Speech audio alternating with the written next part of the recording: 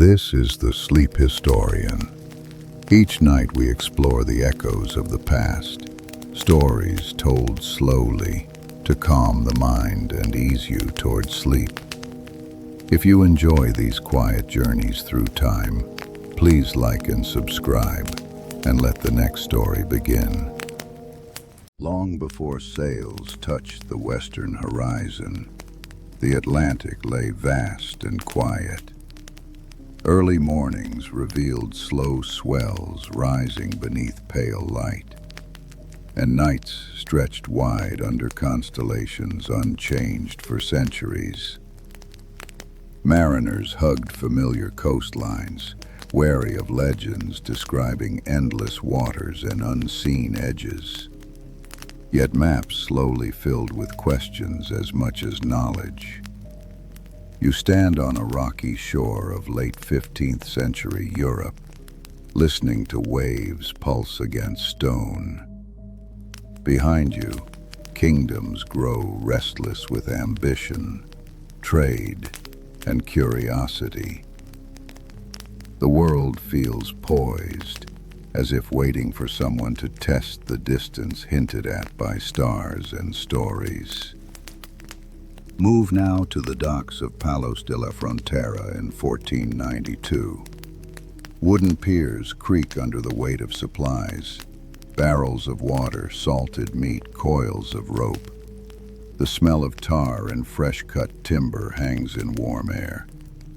3 ships rest at anchor, the Nina, the Pinta, and the Santa Maria.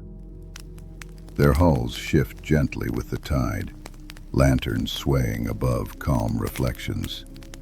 Sailors move with practiced ease, lifting crates and checking knots. Christopher Columbus stands nearby, reviewing charts marked with uncertain coastlines. The idea is simple but monumental. Cross an ocean few believe can truly be crossed. The morning of departure begins quietly. A thin mist drifts above the river as the tide turns outward. You stand among townspeople gathered along the quay, watching families offer last-minute farewells. Sailors adjust their belts, tie small pouches at their waists, and take steadying breaths. A priest offers blessings while gulls circle overhead, their calls cutting through the stillness. When lines are cast off, the ships drift slowly, guided by oars until sails catch the wind. Canvas swells outward, creaking softly. The fleet slips toward open water, leaving behind familiar rooftops and the comfort of known horizons. Out on the Atlantic, the first days pass in a measured rhythm. Crewmen coil ropes, scrub decks, and check rigging as the sun warms wooden planks. You watch the helmsman hold a steady course, eyes fixed on the compass, a small brass instrument that decides the expedition's direction. Meals are simple: biscuit, fish, wine rationed carefully. Evenings bring cooler air and soft discussions about distance, weather, and the faint hope of land unseen. Nights unfold under clear stars, the ships moving like quiet shadows across dark water. The voyage begins gently, marked by routine rather than revelation. As the fleet moves farther west, winds shift. Long swells roll steadily beneath the ships, rising and falling with the slow breath of the ocean. The horizon appears empty in every direction. A lookout peers from the crow's nest, shading his eyes against the brightness. Below, sailors mend sails and tighten knots, hands moving instinctively. You notice the smell of pine tar and salt mixing in warm air. Columbus studies his charts by lantern light, marking estimated distances based on speed and current. Each calculation carries uncertainty, but his confidence offers a calm center around which the crew gathers. Rain arrives one afternoon in a soft, persistent curtain. The crew works beneath dripping sails, their clothes darkened by moisture. Buckets collect fresh water for storage. The ships creak and groan as gusts press against rigging. You stand near the mainmast, feeling droplets cool on your face. The ocean shifts to deeper tones, waves lifting the hull in long, gentle arcs. Inside the cabin, Columbus writes notes describing wind patterns and drifting vegetation. To him, these signs hint at land, perhaps islands unknown, perhaps continents. Outside, the rain lightens, revealing a sky washed clean by passing weather. Weeks pass. The familiar winds of the eastern Atlantic give way to calmer breezes. The sea becomes almost glass-like at dawn, reflecting pink streaks across quiet water. Crew members grow thoughtful during long watches. Some tie small tokens to railings, reminders of home. Others gather near the bow to discuss stories of distant lands, each tale colored by imagination. You watch a young sailor trace constellations with his finger, whispering names learned from older mariners. The stars offer guidance, but also deepen the sense of distance.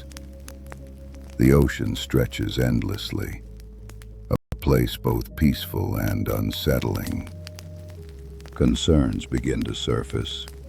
Food remains adequate, but uncertainty presses on the crew. The winds weaken further, causing the ships to drift slowly westward. Conversations grow tense. Sailors question calculations, murmuring about the possibility of missing land entirely. Columbus maintains calm, addressing doubts with steady words. You stand beside the railing as flying fish leap briefly from the water, their silver shapes flashing in sunlight. These small moments of life break the monotony, yet the ocean feels larger each day, a wide, quiet expanse that offers no clear hint of what lies beyond the horizon. One morning, the wind returns suddenly. Sails billow, ropes snap taut, and the ships surge forward with renewed energy. The crew responds with relief, shouting instructions across decks. You feel the shift immediately, the rhythm of movement replacing days of drifting. Columbus notes the change with satisfaction, believing the winds will carry them toward their intended destination. That night, the sky glows with countless stars, shining bright against the dark canopy above.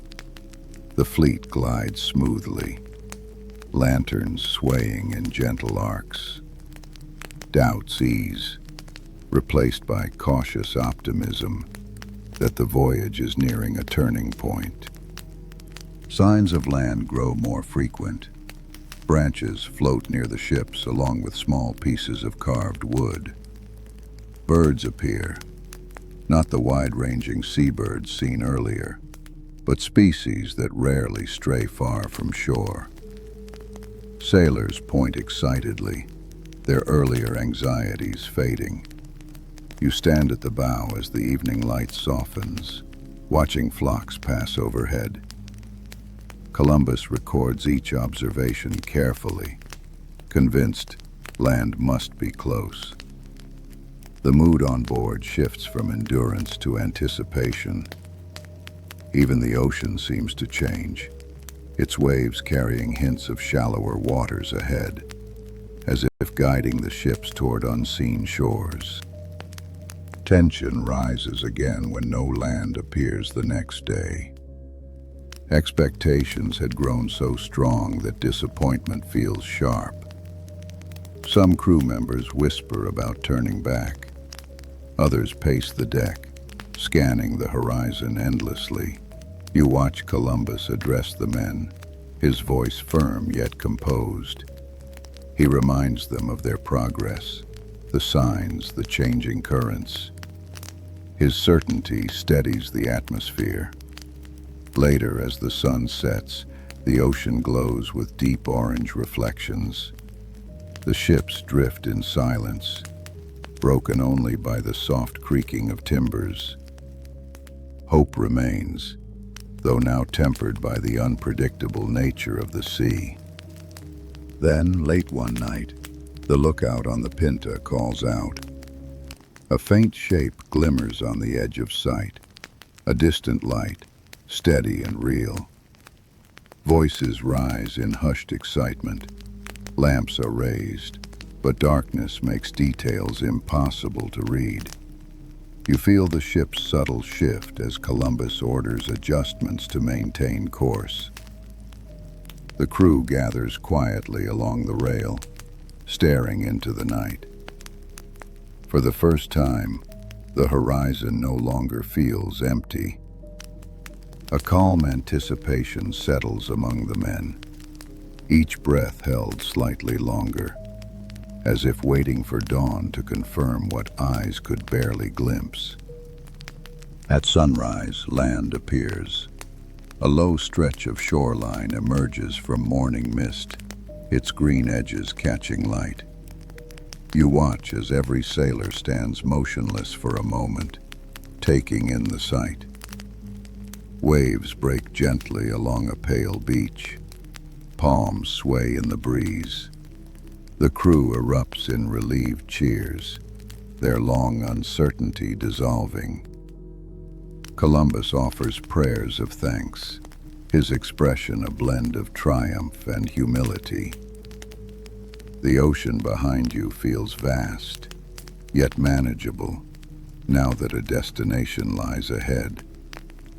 After weeks of open water, the world suddenly appears larger, not empty, but filled with possibility. The ships anchor offshore as small boats are prepared.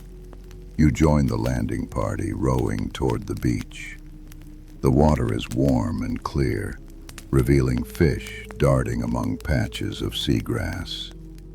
The sound of surf grows louder, steady and rhythmic. When the boat reaches shallow water, sailors step into the surf, boots sinking into soft sand. Columbus carries a banner and a journal ready for notes. The moment feels gentle rather than triumphant. A quiet arrival, shaped by exhaustion and wonder. Around you, the island stretches outward, filled with unfamiliar vegetation and the scent of blossoms carried on warm air. Exploration begins cautiously. You walk along narrow paths lined with tall grasses and broad leaves. Birds call from branches overhead. The crew collects samples of plants and soil, marveling at colors and textures unlike those of Europe. Freshwater streams run through the interior, their surfaces reflecting dappled sunlight. Occasionally, distant movements suggest the presence of people. Columbus takes notes continuously, recording not just geography but impressions, the clarity of the air, the calmness of the sea, the abundance of natural life. Every detail feels significant, as though each observation expands the map inside his mind. Encounters with indigenous inhabitants unfold with a mixture of curiosity and caution. Small groups approach, observing the newcomers with attentive expressions. You notice their woven fabrics, carved tools, and painted ornaments catching light. Exchanges occur quietly. gestures, gifts, fragments of shared understanding. The atmosphere is tentative but peaceful. Columbus records observations about language, customs, and appearance, though much remains uncertain. Both sides interpret the other through limited frames of reference. Yet the meeting feels soft, shaped more by wonder than alarm. The island settles into a calm evening as both groups return to their respective settlements. Over the following days, the ships explore nearby islands. Each one reveals new landscapes, rocky cliffs, dense forests, quiet coves where shallow water glows turquoise. You stand on deck, watching sunrises paint the sky in muted colors. The sailors move with renewed energy, repairing rigging, preparing provisions, and navigating through unfamiliar channels. Columbus continues documenting each location carefully, convinced he has reached islands near Asia. His calculations reflect the best knowledge available, though later generations will understand the true scale of the world. For now, the voyage feels like the opening chapter of a much larger story. As the fleet prepares to return to Europe, supplies are gathered and final surveys made. Columbus secures maps, notes, and objects collected during the journey. You watch sailors lower small boats once more, loading barrels of fresh water and bundles of fruit. The island's shoreline glows in afternoon light as waves lap steadily against the beach. The return journey carries a different weight, not the tension of uncertainty, but the responsibility of carrying news across an ocean. As anchors rise and sails unfurl, the ships turn eastward, leaving the calm shores behind. The Atlantic awaits, familiar yet changed. The eastward voyage begins with strong winds. Sails fill fully, and the ships cut through waves at a steady pace. You stand near the stern, watching the island fade into a thin line on the horizon. Crew morale is high, strengthened by the certainty of land discovered behind them. Columbus organizes notes, reviews journals, and sketches coastline shapes from memory. The ocean feels less intimidating now, not smaller, but understood differently. Even the crew's movements reflect confidence, their work returning to practiced patterns. Nights bring clear skies, and a sense of accomplishment settling quietly across the decks. Storms eventually break the calm. Dark clouds gather quickly, wind rising in sharp bursts. The ships pitch and roll as waves crash against their hulls. You grasp a railing slick with spray, feeling the vessel shudder under each impact. Crew members shout instructions, tightening ropes and securing loose barrels. Visibility narrows to sheets of rain that blur horizon and sky. Inside his cabin, Columbus protects his maps from moisture, weighing pages beneath stones. The storm lasts through the night, then breaks gradually, leaving only gray swells and a cool breeze whispering across the wet deck. Repairs follow the storm. Sailors climb the rigging to replace torn canvas, their silhouettes framed against a pale sky.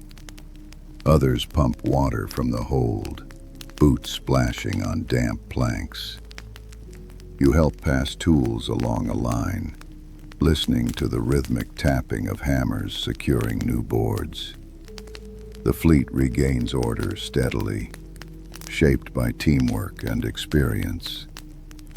Columbus checks the compass frequently, confirming they remain on course. Despite exhaustion, the atmosphere feels calm, almost meditative, a reminder that the ocean's challenges are met not with bravado, but with disciplined, patient effort. The sea quiets again, offering long stretches of gentle motion. Flying fish skim the surface. Distant dolphins arc gracefully alongside the ships before disappearing into deeper water. You lean on the railing, watching sunlight scatter across ripples. Crew members return to routines, drying clothes, sorting food, repairing small tools. Columbus gathers the men to discuss the strange lands left behind, describing vegetation, inhabitants, and possibilities for future voyages. His voice carries both certainty and wonder. The expedition now feels like part of something larger than a single journey, as though the world itself has shifted slightly wider. As weeks pass, the first signs of the eastern Atlantic reappear. Weather patterns grow familiar. Birds circle overhead in larger numbers. Seaweed drifts past, reminiscent of the Sargasso Sea crossed months earlier. You watch crew members cluster near the bow, scanning for distant shapes. Spirits rise as these markers signal proximity to known waters. Columbus records each sign, aware they approach a coastline that will not simply welcome them. It will redefine global understanding. The ships press onward, propelled by winds that feel almost purposeful, guiding them homeward across the last stretch of open sea. At dawn one morning, a sailor spots land. Excitement ripples across the decks. The outline of the Azores emerges from low clouds, rugged cliffs rising from deep water. You listen to sailors call greetings to fishermen guiding small boats near the shore. The islands provide brief respite, fresh food, clearer bearings, confirmation that their course holds true. Columbus shares news of the western lands, though it is difficult for locals to grasp the full magnitude.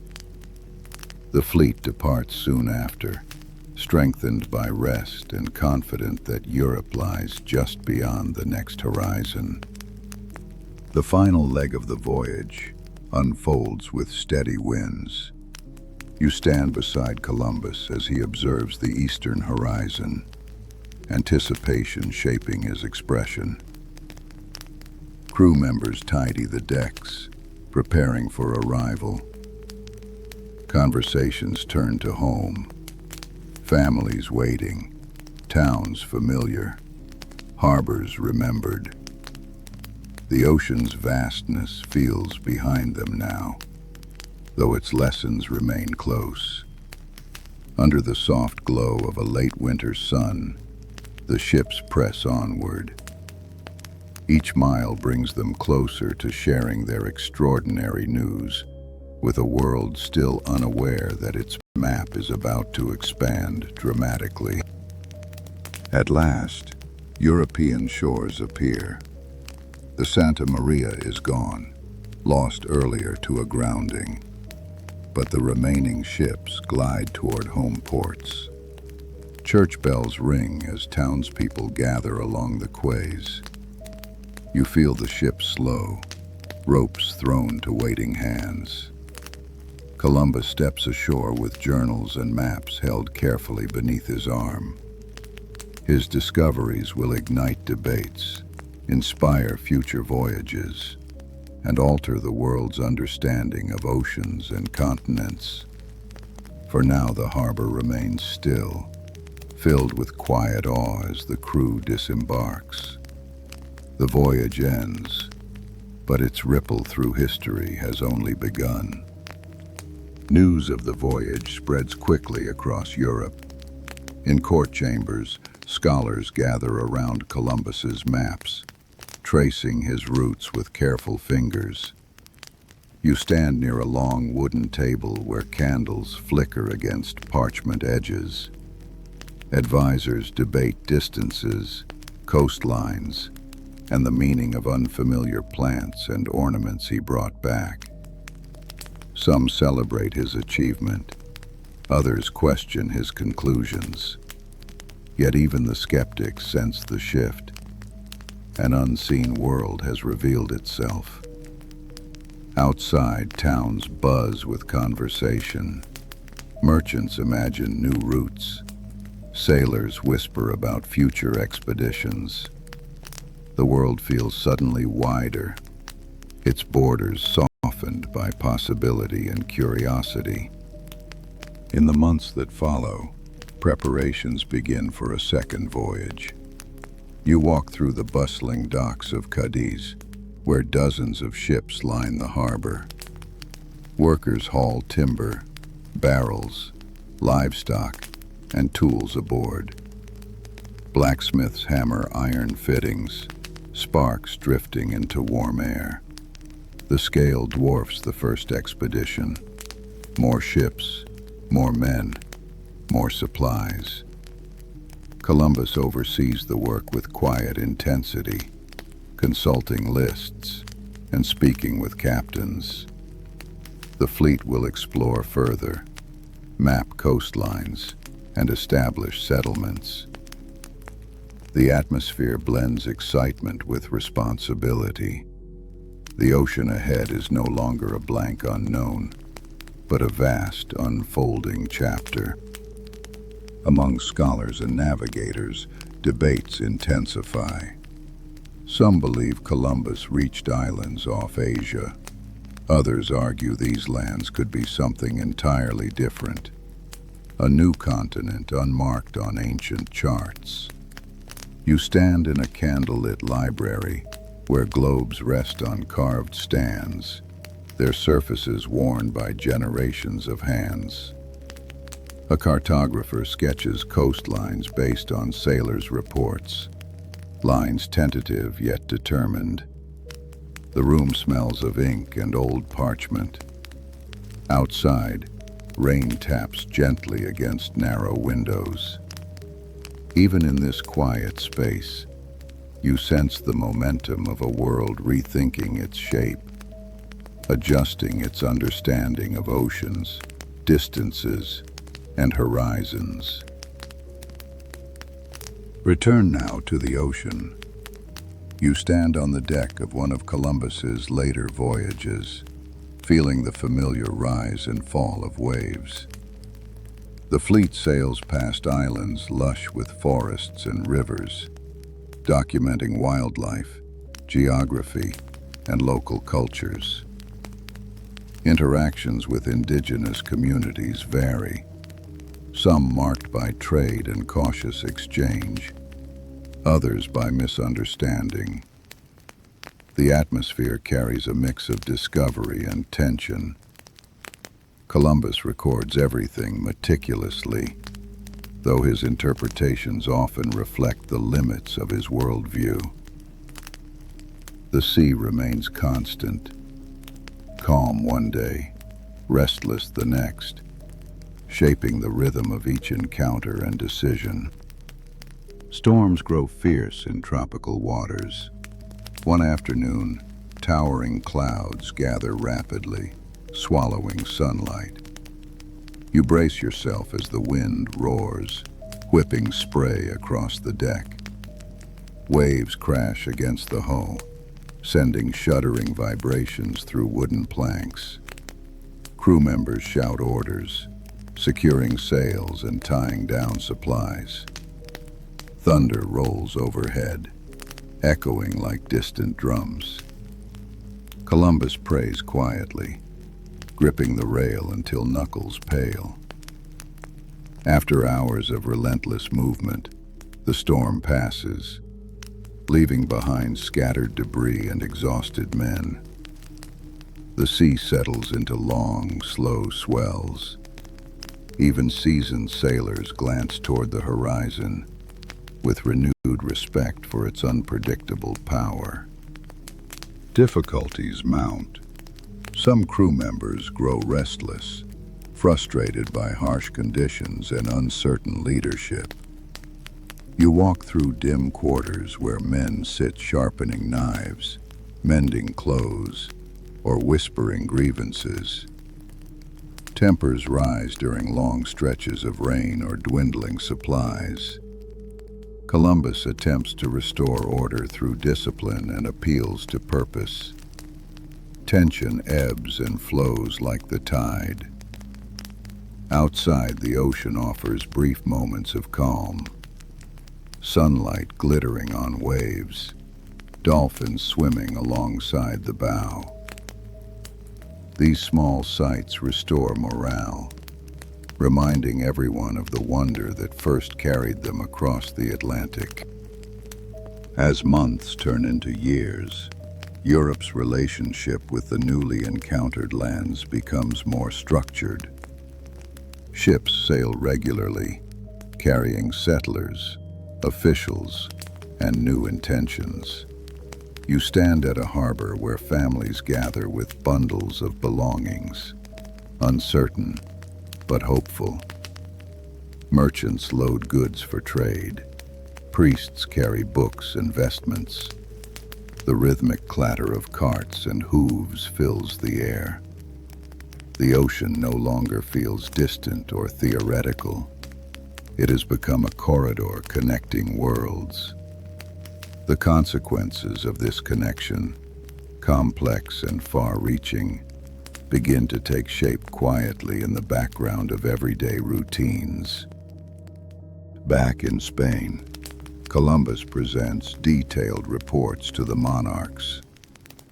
You stand in a grand hall where sunlight streams through tall windows onto tiled floors. The atmosphere is formal yet expectant. Maps are unrolled, artifacts displayed, journals read aloud. Columbus emphasizes opportunity and potential. Reactions are mixed. Admiration, curiosity, political calculation.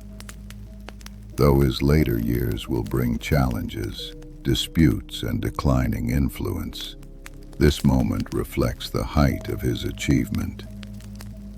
The hall grows quiet as the significance settles. The world has been bridged in a way no European generation had thought possible. Columbus's later voyages grow more complicated. Supplies arrive inconsistently, and settlements struggle with conflict, disease, and unfamiliar climates. You walk through a coastal outpost where wooden structures stand in uneven rows. Smoke rises from cooking fires. Settlers move with weary determination, repairing roofs, tending small gardens, and listening for approaching ships. Tension between cultures becomes more apparent, shaped by misunderstandings, competing needs, and power imbalances. Columbus spends increasing time mediating disputes, his early confidence tempered by the realities of governance. The dream of exploration expands into the difficult work of sustaining life far from home. On one voyage, storms force Columbus to anchor near Jamaica. You stand beneath towering palms as rain falls in heavy sheets, drumming against leaves. Supplies run low. Relations with local communities grow strained. The crew grows anxious, counting dwindling provisions. At night, Columbus studies the sky, searching for signs of change. He feels the weight of responsibility, not just for discovery, but for survival. Gradually, conditions improve. Food is gathered. Repairs are made. Yet the experience leaves a lasting impression. The ocean grants possibility, but also demands resilience, patience, and humility. Back in Europe, Columbus's reputation shifts. Admirers celebrate his achievements, but critics question his governance and decisions in the colonies. You stand in a quiet chamber where officials review testimonies, letters, and complaints. Wax seals crack as documents are opened. The air feels heavy with politics and interpretation. Columbus defends his actions, emphasizing intention and circumstance.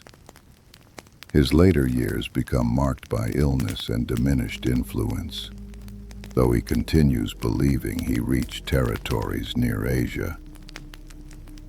The true scale of the world remains hidden to him, even as evidence suggests otherwise. His achievements stand, but so do the complexities surrounding them. After his death in 1506, Europe continues exploring. You walk through a shipyard decades later, where new vessels are being built. Larger hulls, sturdier masts, refined navigational tools. Mariners train in celestial navigation, tracing arcs across star maps. Expeditions now reach South America, Central America, and the vast coasts north and south of Columbus's first landfall. Each voyage adds new detail to the world's map. The idea of a separate continent takes root slowly, then firmly, reshaping global understanding. The ocean becomes a network of routes rather than a barrier, connecting cultures, economies, and histories in ways no one foresaw. In indigenous communities across the Caribbean and the Americas, the arrival of Europeans becomes a turning point. You stand at the edge of a village, where elders recount stories passed down through generations. Stories of first encounters, shifting alliances, disruptions, and resilience. The landscape holds memories in subtle ways. Ancient footpaths, cultivated fields, ceremonial spaces. These histories continue quietly, often overlooked by European chronicles. The consequences of contact, both immediate and long-term, ripple outward through time. The story of exploration is incomplete without these voices, carrying perspectives that shape a fuller understanding of the past. Over centuries, the early voyages acquire layers of myth and meaning. Artists paint dramatic seascapes with proud ships cutting through waves. Writers describe heroic trials or sweeping triumphs. You walk through a museum where these depictions hang in ornate frames. Visitors move slowly, listening to audio guides or reading placards. Nearby, artifacts, a navigational quadrant, a fragment of hull, a carefully preserved journal, rest behind glass. These objects feel small compared to the myths, yet they illuminate the human scale. Hands tying knots, eyes scanning horizons, hearts balancing fear and hope as ships ventured beyond known worlds.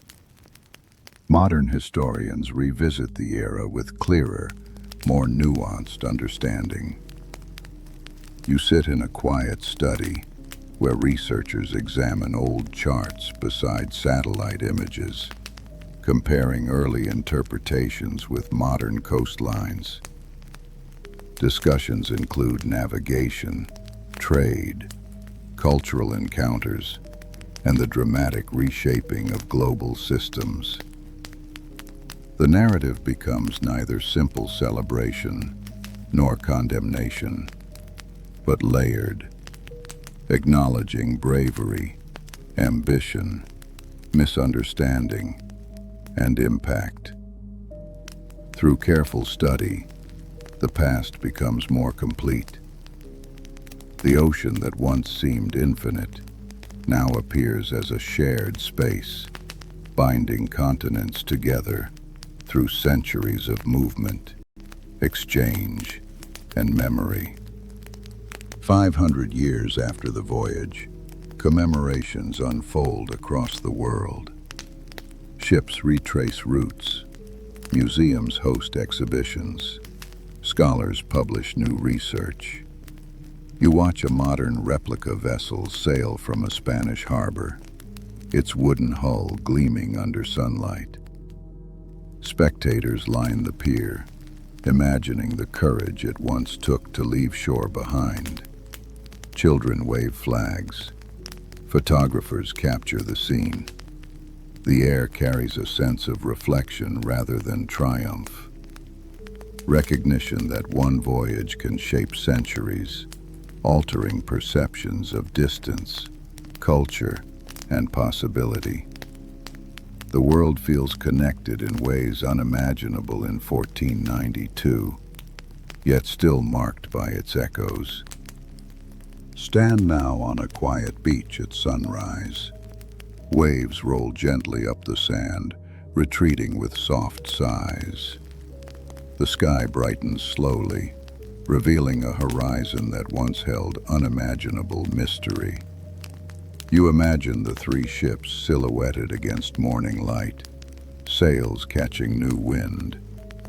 Their journey changed maps, economies, and histories. But at its heart, it was a human act. Individuals stepping into uncertainty, guided by stars and conviction.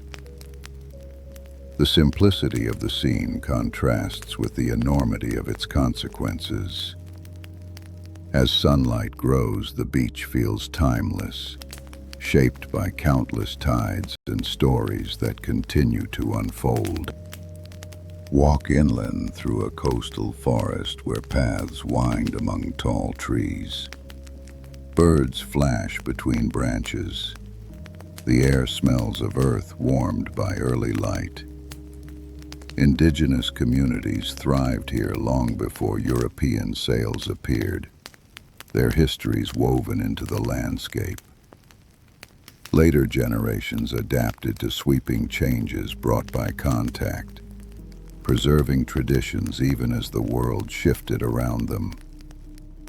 The forest holds these layers quietly, a reminder that the age of exploration intersected with lives already rich, complex, and deeply rooted. History is never one story, but many stories sharing the same horizon. Now stand aboard a modern research vessel crossing the Atlantic. Instruments blink softly in dim control rooms. Charts are digital now, precise and instantly updated. Yet on deck, the ocean feels the same. Boundless swells, shifting winds, stars emerging in familiar patterns. Scientists sample water, study currents, and map the seafloor with sound. You lean on the rail, feeling the ship rise and fall just as the caravels did centuries before. Technology has changed, but the experience of crossing remains a quiet dialogue between humans and sea.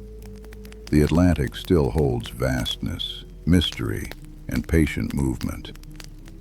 In classrooms around the world, students learn about 1492 with maps unrolled across desks. Teachers explain motivations, consequences, and context. You watch a child trace the voyage route with a fingertip, eyes bright with curiosity. Their questions echo across generations. What did sailors feel when land appeared? What lay beyond the edges of their charts?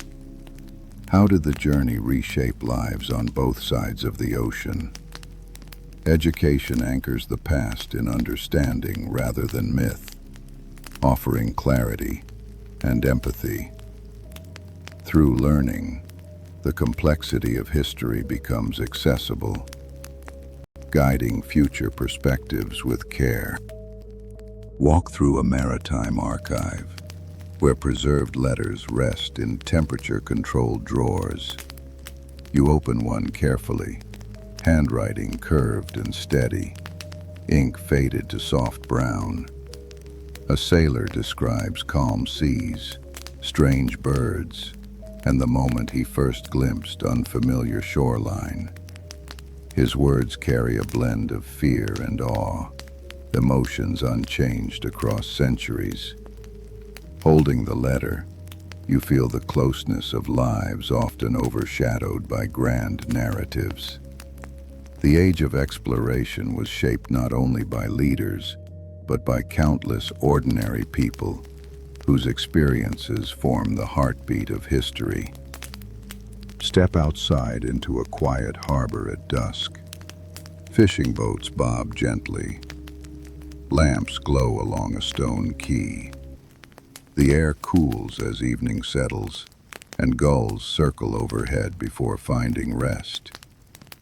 You imagine the Nina and Pinta returning here centuries ago, weathered by storms and travel. The harbor would have held the same scent of salt and timber, the same mixture of relief and anticipation. Today the scene feels peaceful, stripped of urgency. History lingers but gently, a soft layer on the present, reminding you that every journey shapes the next, in ways small and large. As night deepens, stars appear overhead in crisp patterns. You tilt your head back, recognizing constellations Columbus once used for navigation. Their light crosses centuries, unchanged. Explorers, travelers, and storytellers have relied on these points of brightness to find direction. The stars outlast every map, every voyage, every transformation. Their consistency steadies the mind. You feel the same quiet connection sailors felt, not to triumph, but to orientation. The sky becomes a shared heritage, guiding those who move across open water, or simply across moments in their own lives. Finally, return to the shore where this story began. Waves move with unhurried rhythm, washing over sand etched by countless tides. The Atlantic rests beneath moonlight, vast yet familiar. The voyage of 1492 did not shrink the world. It revealed its immensity, its interconnectedness, its layers of humanity. You breathe in the cool night air and listen to the quiet pulse of water. History stretches behind and ahead like the sea, continuous, patient, shaped by people seeking understanding. In the stillness, the world feels wide, but reachable. A place to explore gently, thoughtfully, across time. Let the story drift now, softening like distant surf. The long weeks at sea, the tense watches, the first sight of land, all fade into calm impressions. Maps unroll in your memory, coastlines forming like slow dawn. Voices on the decks become murmurs. Lantern light dims into warm shadows. You hold only the gentlest echoes, stars overhead, waves beneath, and the moment the world seemed to widen. Let these impressions settle quietly, merging into a single current of calm. You have traveled far tonight, But now the ocean recedes, leaving only stillness. Return to your own room, steady and peaceful. The stories of distant seas fade into the softness around you. The hush of night, the familiar weight of blankets, the warmth of your breath. Outside, darkness rests without urgency. Let your thoughts quiet like a harbor at low tide. Nothing pulls at you now. You are safe, settled, and at ease. Allow sleep to come gently, like a ship gliding toward calm shores after a long voyage. The night holds you, the world is quiet, and rest unfolds at its own unhurried pace.